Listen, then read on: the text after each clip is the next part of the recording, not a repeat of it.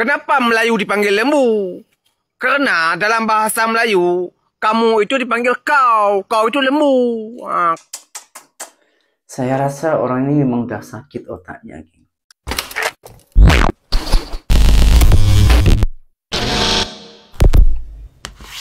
Hai, halo geng. Assalamualaikum warahmatullahi wabarakatuh. Berjumpa kembali dengan saya, Zainal Story. Sebelum video ini saya mulai, gimana kabarnya kalian semua? Semoga semua yang menonton video ini baik-baik saja, dimurahkan rezekinya, selalu berpikiran yang positif dan dijauhkan dari mara bahaya oleh Tuhan yang Maha Esa. Kebaikan orang Malaysia saat ini itu diinjak-injak oleh bangsa Aceh Indonesia, geng. Ada salah satu orang Indonesia yang benar-benar IQ-nya itu di bawahnya 78, membuat netizen Malaysia murka. Kenapa Melayu dipanggil lembu? Karena dalam bahasa Melayu, kamu itu dipanggil kau itu lembu. Kalau bahasa Aceh, drone. Lain dia. Kalau drone itu orang, kalau kau lembu, bang. Seumur-umur hidup, geng, saya baru dengar ini. Kalau Melayu itu artinya lembu. Oke, di sini saya orang Indonesia dan juga tak terima apabila negara jiran kita dikatakan lembu. Karena Melayu itu bukan hanya di Malaysia, di Indonesia juga ada, di Brunei juga ada, di Singapura juga ada. Kalau dia orang mengatakan Melayu itu adalah lembu, kita tengok dulu faktanya. Oke, sekarang kita masuk ke Google, geng ya. Saya sudah siapkan handset nih. Apakah arti kau dalam bahasa Melayu itu lembu? Oke, kita cari. Nih. Aduh, apa ini, geng? Sekejap ada gangguan, geng. Bukan, arti kau dalam bahasa Melayu adalah engkau atau kamu, yang merupakan kata ganti orang kedua tunggal. Kata lembu dalam bahasa Melayu memiliki arti yang sama dengan bahasa Indonesia, yaitu hewan ternak sapi ataupun anggota famili Bovidae. Jadi kau dan lembu adalah dua kata yang berbeda makna baik dalam bahasa Indonesia maupun bahasa Melayu. Oke, sekarang kita tengok dia kata drone, itu bahasa Aceh. Kita tengok ya. Arti kata drone dalam bahasa Aceh itu apa?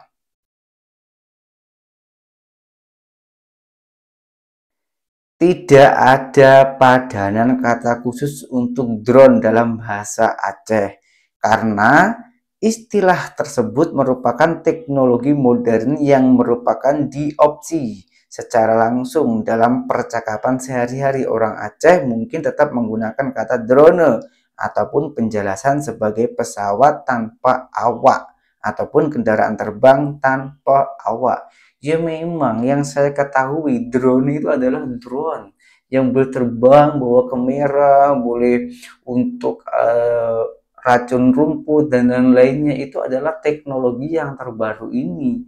Bukan drone itu kau. Dalam bahasa Aceh pun nggak ada. Saya rasa orang ini bukan hanya IQ 78, tapi di bawahnya 78, ataupun orang ini itu keluar dari rumah sakit jiwa yang orangnya itu bodoh dan sakit tapi merasa sok pandai di media sosial. Ini yang membuat netizen Malaysia itu murka, selalu diadu dombakan dengan orang-orang yang bodoh seperti ini. Dan tengok ini reaksi-reaksi orang Malaysia. Orang Melayu, dia orang digembalakan, dia nggak berani berperang. Aku bagi amaran dekat kau jangan cerita pasal Melayu dalam negara Malaysia ni. Kau kalau tak belajar pun tak habis, tak sekolah, kau jangan cerita pasal sejarah Melayu dalam negara Malaysia ni. Aku bagi amaran dekat kau, orang Aceh. Faham kau? Terutamanya kau. Kau jangan buat cerita-cerita dongeng dalam negara Malaysia ni. Kau jangan buat cerita bukan-bukan. Faham? Aku tak suka. Satu negara Malaysia ni orang Melayu takkan suka apa yang kau cakap ni. Orang Melayu dari dulu sampai sekarang darah pemberani. Darah berani mati. Faham? Darah pendekar.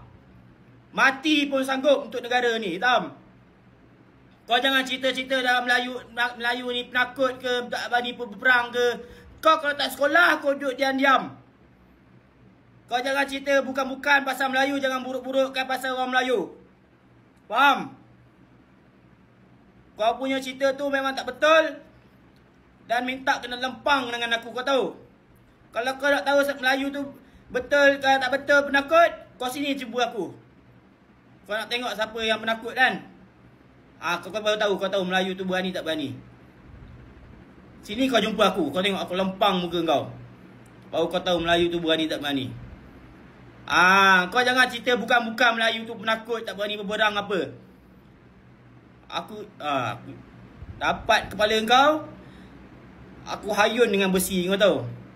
Kau jangan cerita-cerita bukan-bukan.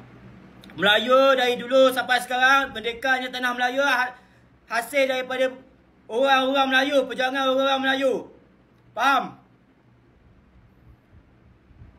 Kau kalau nak cerita bukan-bukan, kau berambus dari Malaysia ni. Faham? Majoriti dalam negara Malaysia Semenanjung ni orang Melayu. Dan kau cakap mak kilau tu, Melayu berani tu mak kilau je, weh. Mak kilau tu orang Melayu. Bila masa pula orang Aceh. Asal daripada Pahang. Tok Janggut. Faham? Kau kena mak kilau je. Lepas tu kau main petik je itu. Melayu yang berani tu mak kilau je. Itu sebab keturunan Aceh. Kau bodoh lah kau. Mabuk. Keluarlah kau dari Malaysia ni. Keluar kau. Jangan kau cerita-cerita pasal Melayu. Berdepan dengan aku kalau kau nak cerita pasal Melayu. Melayu dari dulu sampai sekarang darah pemberani. Darah berani mati. Darah pendekar. Merdekannya Melayu, tanah Melayu ni daripada perjuangan-perjuangan orang Melayu.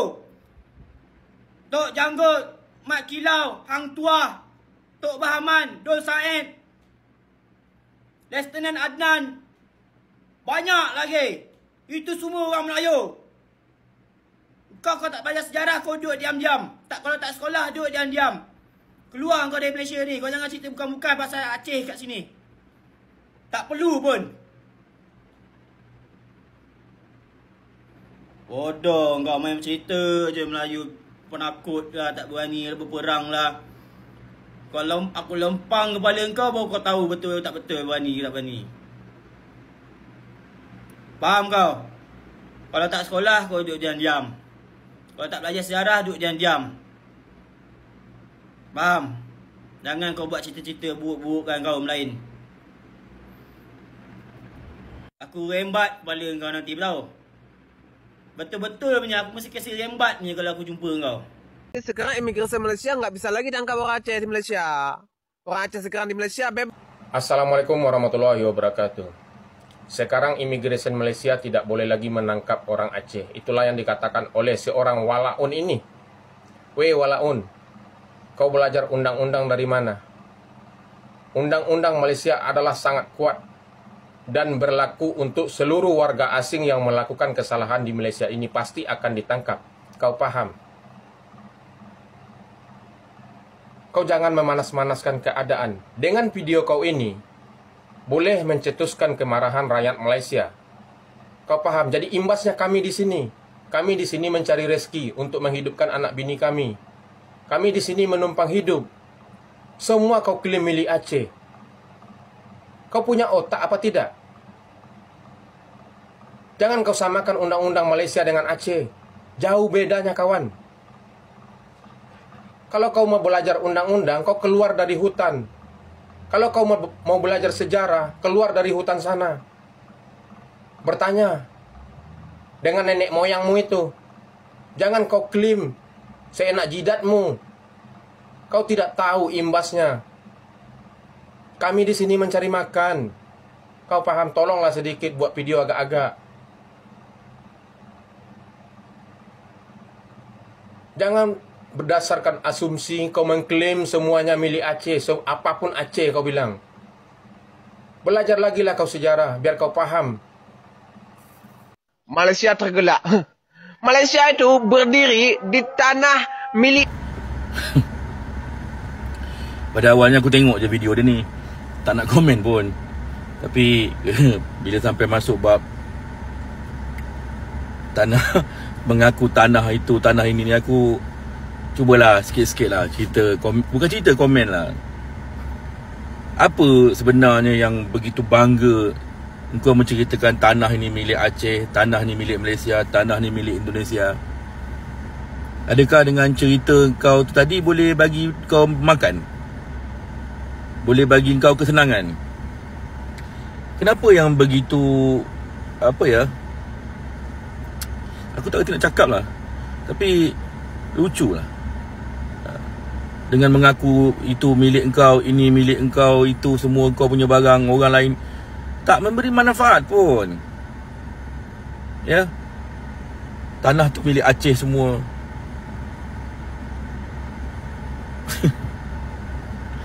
Aku tak ada masalah dengan orang Aceh. Aku pun sampai ke Aceh juga, aku berniaga kan, aku ambil ikan pun sampai Aceh.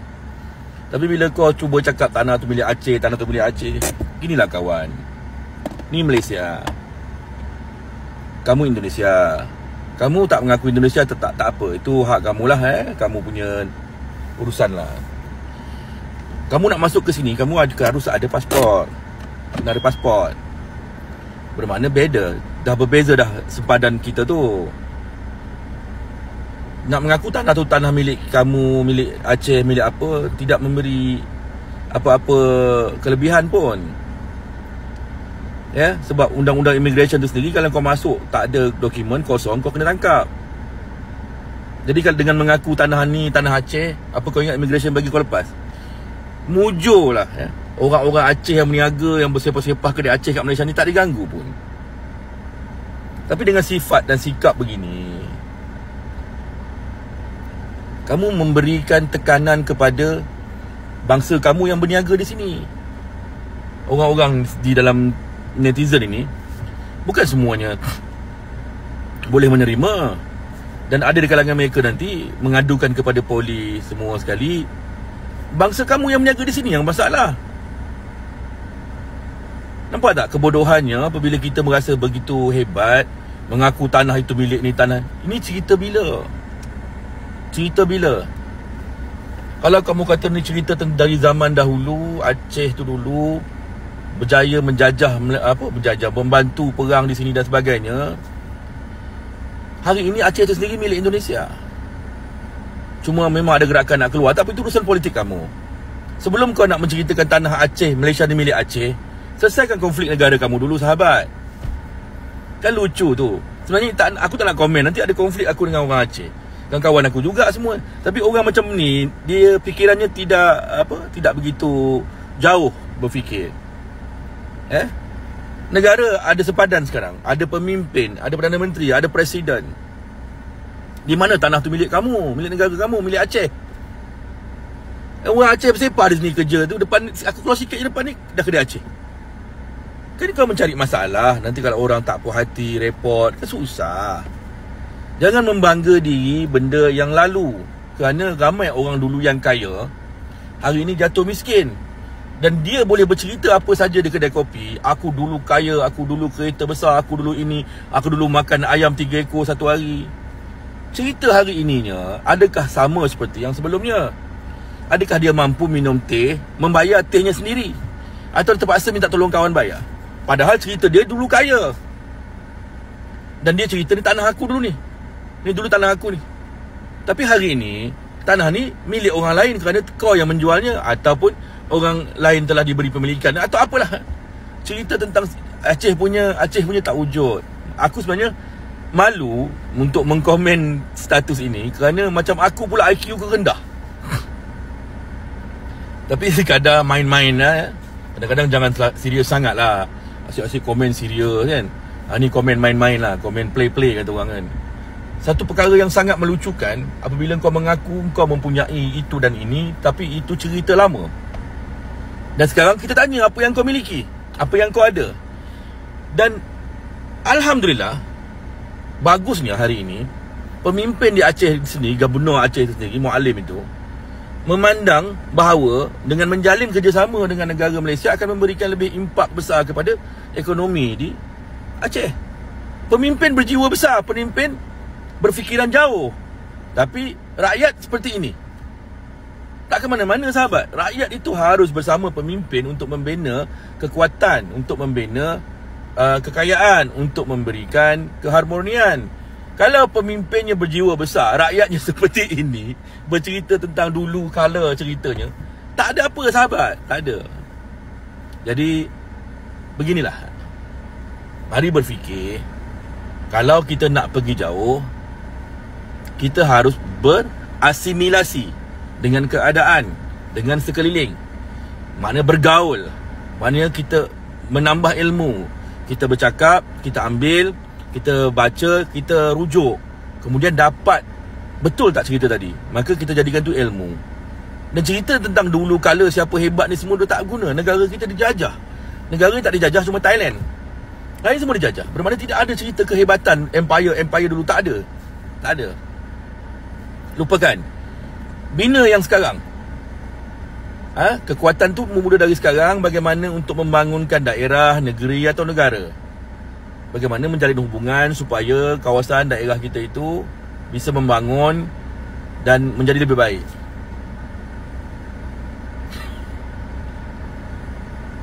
Dah lah sahabat, kita ni bukan hidup sampai kiamat. Jadi nikmatilah kehidupan itu. Jangan membesarkan perkara yang seperti ini, yang tidak memberi manfaat. Dengan mengakui bahawa tanah-tanah di Malaysia ini tanah milik Aceh. Orang Aceh di sini pun menumpang. Tapi alhamdulillah mereka kaya. Mereka cari duit, mereka pandai. Mereka tidak mengganggu orang tempatan. Mereka berniaga, malah bersama-sama lagi ke masjid, menyumbang, dapat rezeki sikit, pergi sedekah di masjid. Mereka bersama. Makanya orang tak ganggu. Makanya orang tak usik. Dan orang berpendapat, orang lain di sini, orang tempatan berpendapat, kita kalau tidak mengganggu orang lain, tidak memudarat orang lain, silakan. Silakan. Cuma urusan nanti ada masalah dengan pihak berkuasa lah kalau kamu kosong. Tapi dengan cerita sahabat ni tadi yang aku stage ni, pumpang. Kamu di mana? Kawan-kawan kita di sini yang buka kedai Aceh kaya tau, banyak duit. Kerana mereka tidak pernah bercakap di depan orang Malaysia, ini tanah Aceh dulu. Memang aku sendiri kualau balik Aku bukan nak menghina ya sahabat, tapi kita berfikir jauh, kita bina sama-sama. Mana tahu pelan dagangan antara Malaysia dan Aceh tadi yang dicadangkan oleh Mualim boleh menjadi kenyataan, dan Aceh itu membangun dengan pesatnya seperti dulu-dulu. Itu yang kita doakan. Bukan kita tanah kita, ini kita punya, ni kita punya. Buat apa kita mengaku benda yang tak ada? Cerita dulu. Cerita sekarang. Dan cuba tanya diri kita apa yang kita ada. Itu dulu daripada aku. Mohon maaf. Assalamualaikum. Bang, geng, saya harap untuk orang Malaysia, netizen Malaysia, jangan layanlah orang-orang macam ini. Apa guna dia? Orang itu hanya memperkeruh suasana. Perdamaian antara negara Indonesia dan juga Malaysia ini dah serumpun, dah mulai berdamai. Ramai rakyat Indonesia yang bekerja di Malaysia, pulang dari Malaysia, membawa hal-hal positif karena kebiasaan dia orang hidup di Malaysia. Bukan macam orang ini, sok-sokan pernah bekerja di Malaysia bertahun-tahun lalu pulang ke Indonesia, menciptakan sejarah yang tak logika, yang tak masuk akal.